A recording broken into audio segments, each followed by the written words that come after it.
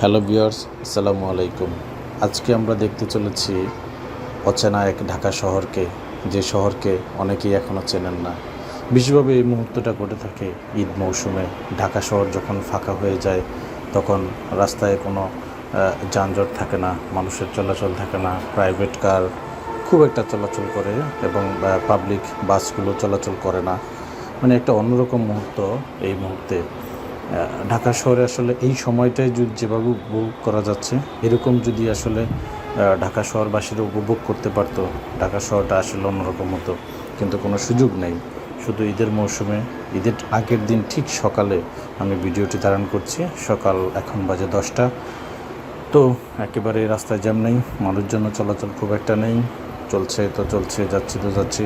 তো সামনে জাতীয় ঈদগাহ, এখানে নিরাপত্তা বেষ্টনী জোরদার করা হয়েছে, অনেকগুলো সুন্দর গেট করা হয়েছে। যেহেতু জাতীয় ঈদগাহ, এখানে মানে ঈদের নামাজ পড়ানো হবে, তাই নিরাপত্তার স্বার্থে এখানে বিভিন্ন পুলিশ বাহিনী নিরাপত্তার চাদর ঘিরে রেখেছেন।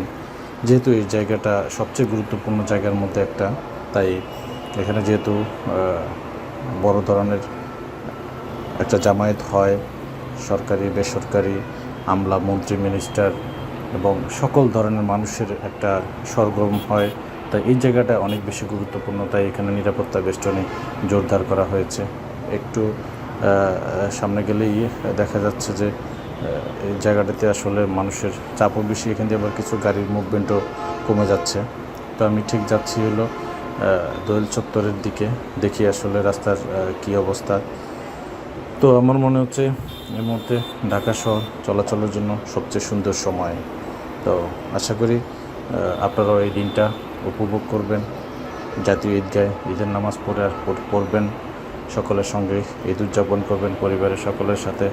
তো সবাই ভালো থাকবেন, সবাইকে অসংখ্য ধন্যবাদ। আসসালামু আলাইকুম।